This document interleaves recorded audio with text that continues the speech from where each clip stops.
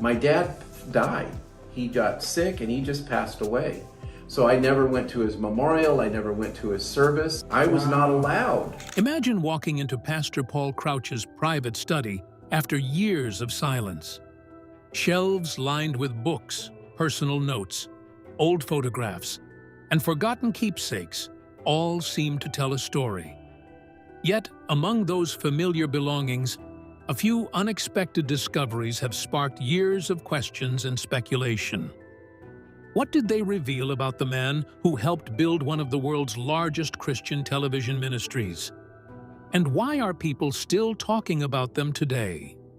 Join us as we explore these hidden items, the stories behind them, and what they may truly mean. The family empire behind closed doors.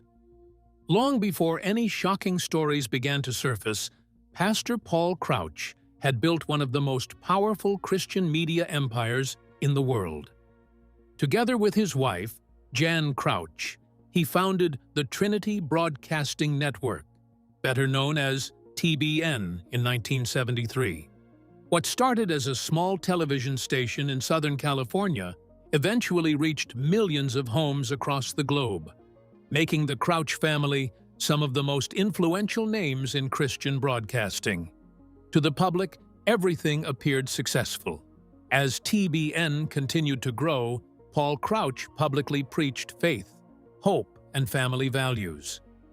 Behind the scenes, however, some people described a close-knit inner circle with private traditions and strong expectations of loyalty. One account involving his granddaughter, Brittany Crouch, drew attention after she reportedly attended a family gathering in New York around 2004, where she was encouraged to participate in what some later described as an unusual family ritual. Those present reportedly saw it as a symbolic welcome into the family's inner circle and its powerful business. While these claims have never been officially confirmed by TBN, they have continued to fuel questions about what life was really like behind the ministry's public image. Former insiders have described a close-knit leadership culture where influence and family connections played a major role in how the organization operated.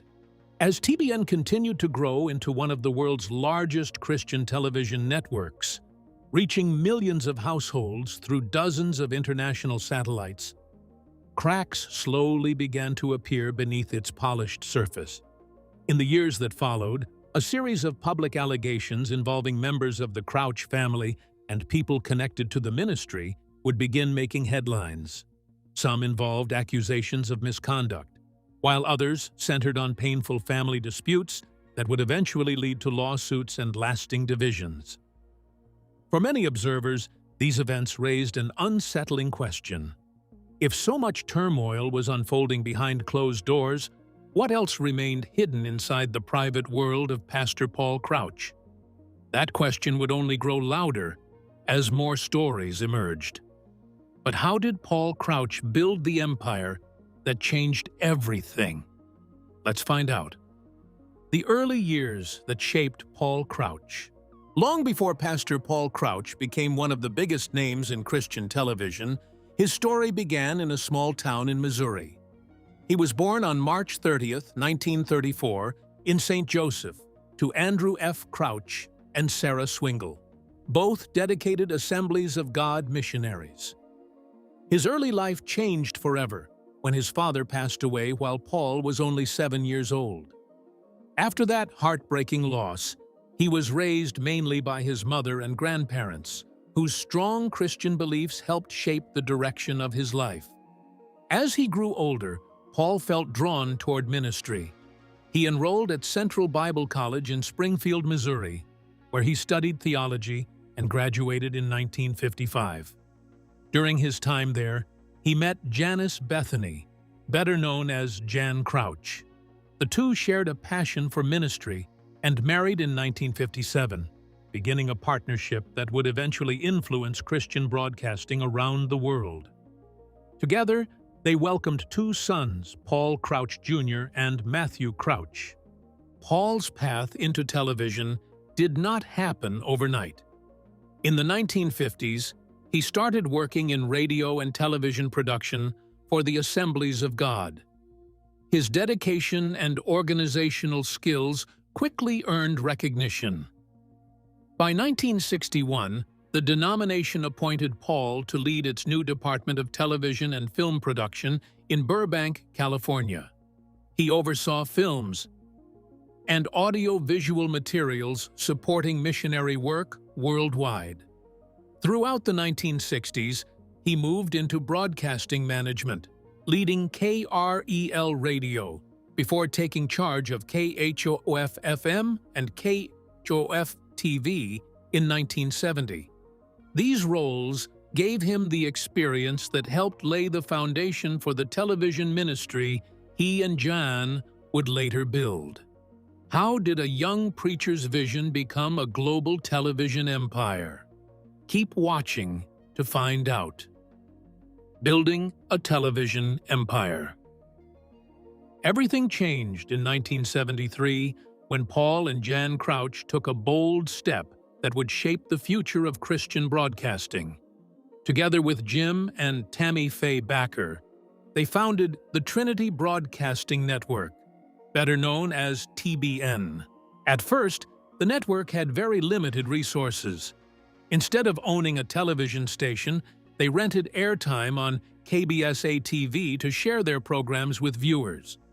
A year later, they reached an important milestone by purchasing KLXA-TV Channel 40 in Santa Ana, California, giving the ministry its own broadcasting home. Not long after TBN was launched, Jim and Tammy Faye Backer left to begin their own ministry, the PTL Club. That left Paul and Jan to lead the network on their own. Over the years, they transformed what had started as a small local station into the world's largest religious television network. Paul Crouch embraced new satellite technology at a time when many broadcasters had not yet recognized its potential.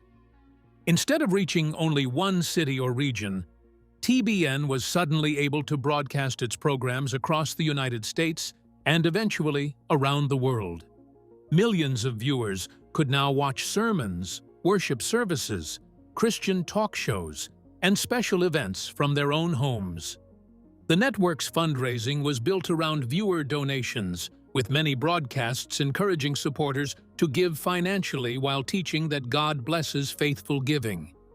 These live fundraising events, known as praise-a-thons, became one of TBN's most recognized features.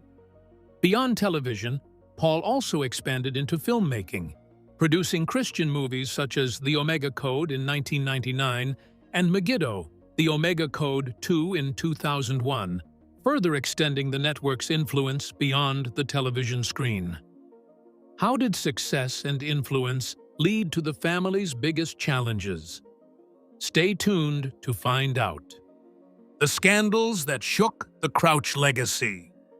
For decades, TBN projected an image of stability, faith, and strong family leadership, but behind the scenes, a series of allegations, lawsuits, and painful family conflicts slowly began to overshadow the ministry's success. These events would eventually raise difficult questions about the private life of Pastor Paul Crouch and the organization he built. One of the first major controversies became public in 2004. A former TBN employee named Enoch Lonnie Ford claimed that years earlier he had been involved in a sexual encounter with Paul Crouch Sr. Ford, who had worked in TBN's Orange County telephone bank after being hired in 1992, alleged that the incident happened in 1996, and later said it was the real reason he lost his job. The claims attracted national attention because Paul Crouch had previously settled a wrongful termination lawsuit brought by Ford for $425,000.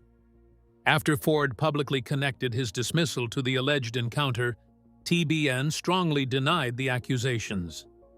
The ministry issued statements challenging Ford's credibility and pointed to his past legal and personal problems. Paul Crouch also denied the allegations. The controversy deeply affected the family.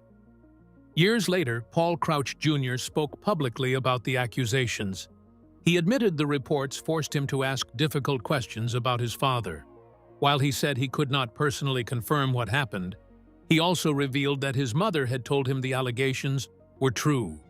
His comments added another layer of complexity to a story that had already divided opinions both inside and outside the ministry. As more details about the family's private life surfaced, another unexpected claim emerged. Although Paul and Jan Crouch continued appearing together on television, they were reportedly living largely separate lives, with Paul in Newport Beach and Jan in Florida overseeing TBN's Holy Land experience. According to Paul Jr., the separation was painful for the family. Yet an even more difficult chapter followed when, in 2012, their granddaughter, Cara Crouch, filed a lawsuit against Trinity Christian Center, TBN's corporate organization. She alleged that when she was 13 years old, during a 2006 Praise-a-thon event in Atlanta, a TBN employee entered her hotel room, pressured her into drinking wine, and later gave her water that she believed had been laced with substance. According to the lawsuit, she woke the next morning injured, in pain, and believing she had been sexually assaulted. Cara said she later told both her mother and her grandmother, Jan Crouch, about what had happened. According to the lawsuit, instead of receiving comfort, she was blamed for the incident. Cara alleged that Jan questioned why she had allowed the man into her room, leaving the teenager feeling isolated during one of the most traumatic moments of her life. The lawsuit focused not only on the alleged misconduct, but also on how the ministry responded afterward. Cara argued that Jan, who was both an ordained minister and a senior leader within TBN, had a legal responsibility to report suspected misconduct. TBN's legal team disagreed, arguing that Jan learned about the incident as a grandmother rather than in her official ministry role. After years of legal battles, a jury reached a mixed decision in 2017. It rejected the claim that Jan was legally required to report the misconduct under California's mandatory reporting laws. However, the jury also concluded that her treatment of Cara caused emotional harm and awarded damages. Although the original award was later reduced to $900,000, the California Court of Appeal upheld that judgment in 2019. In its decision, the appellate court used unusually strong language, describing Jan Crouch's alleged behavior toward her granddaughter as outrageous. The court stated that blaming a 13-year-old who had allegedly been doped and defiled went far beyond acceptable conduct and was certain to cause severe emotional suffering. TBN chose not to challenge that ruling further, bringing the long legal battle to a close in 2020. The case also placed Paul Crouch Jr. in an almost impossible position. He later admitted that he felt torn between protecting the ministry his parents had built and standing beside his daughter. In the end, he said his decision was clear. He refused repeated efforts to convince him that Cara had fabricated her story, insisting that she would never lie about something so serious.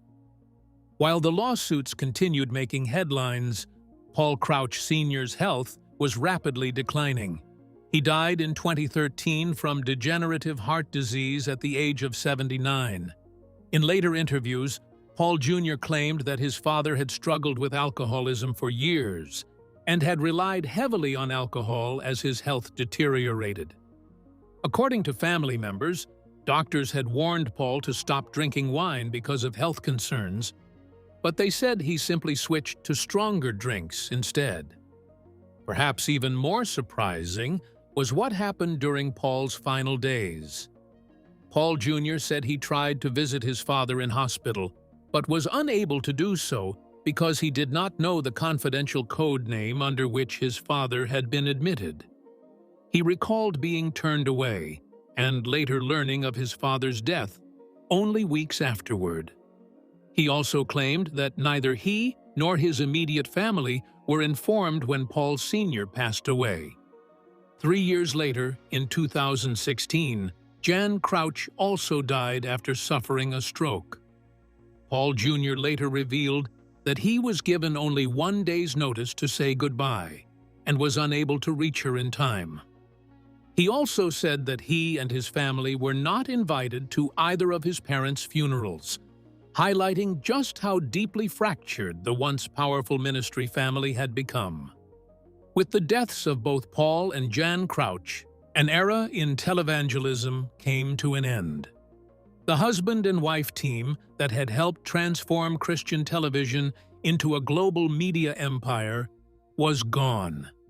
Yet the questions surrounding their ministry, the allegations, the family divisions, and what truly happened behind the scenes have continued to fascinate people ever since. It is those unanswered questions that make every forgotten document, private office, and personal study connected to Paul Crouch so intriguing. For many, they represent more than old belongings. They offer a glimpse into a complicated legacy that still sparks debate today.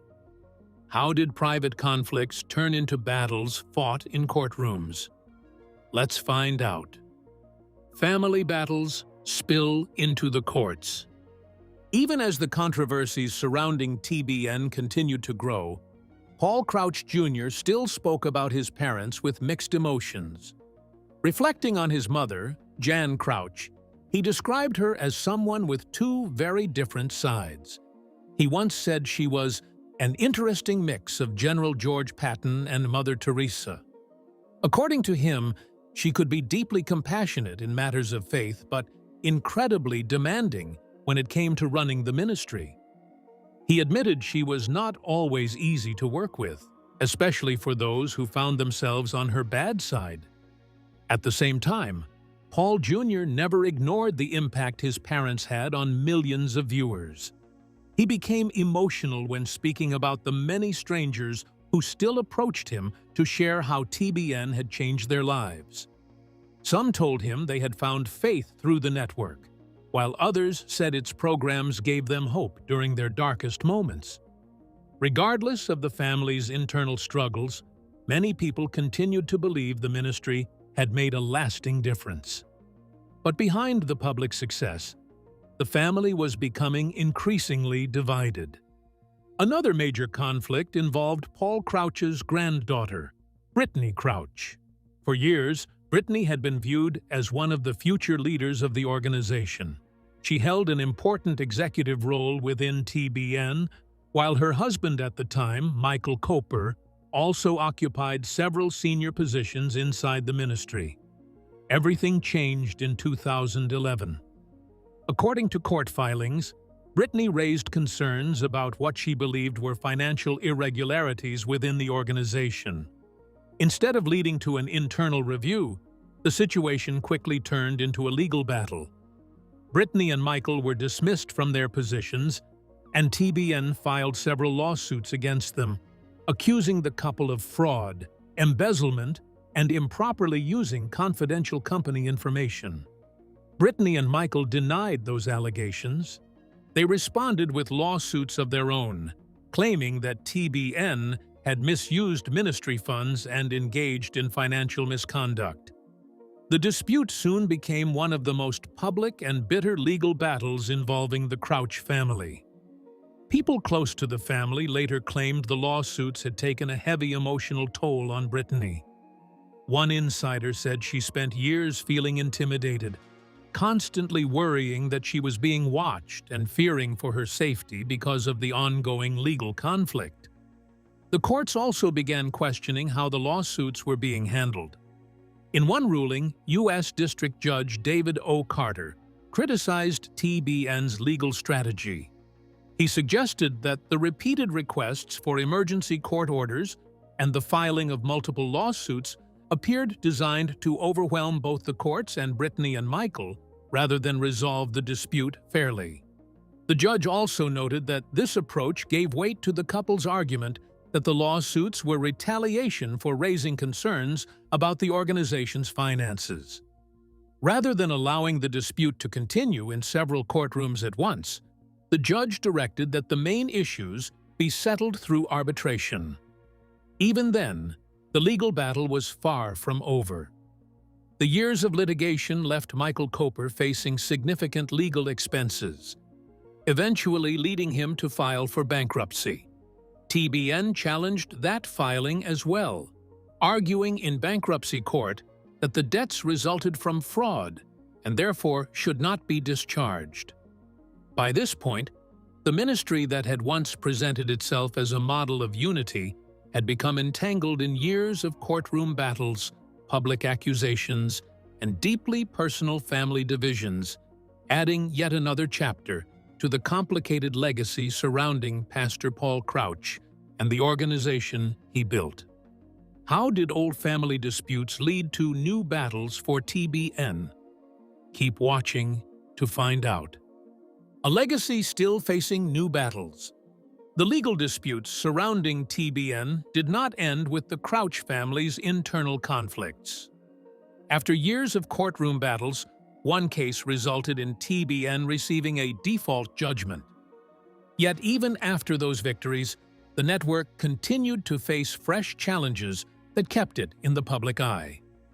In 2025, TBN became involved in another major legal dispute, this time with television personality Dr. Phil McGraw and his media company, Merit Street Media.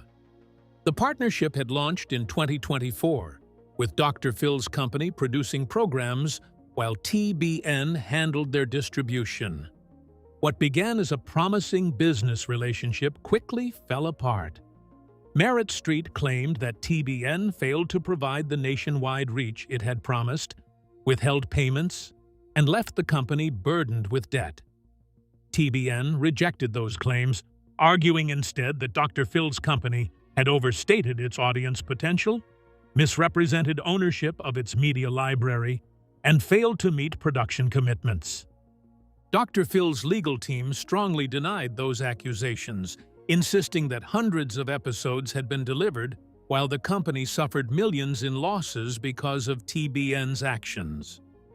During a federal court hearing on September 16th, Dr. Phil's lawyer, Charles Babcock, said the television host had tried for months to avoid bankruptcy. According to the lawyer, McGraw had hoped to avoid starting over at this stage of his life, but ultimately believed he had no choice because the relationship with TBN had become toxic. Merit Street's bankruptcy placed Dr. Phil Primetime on hold while the legal battle continued. Watching these developments unfold, Paul Crouch Jr. reflected on both the network's future and its past. He said he still hoped TBN would continue fulfilling his parents' original vision of providing faith-based programming around the clock. So, what do you think about Pastor Paul Crouch and the ministry he founded? Let us know in the comments section below. In the end, Paul Crouch's greatest legacy may not be the controversies surrounding his ministry, but the faith and vision that built a global network. If you enjoyed uncovering this hidden chapter, like, subscribe, and join us for more untold stories.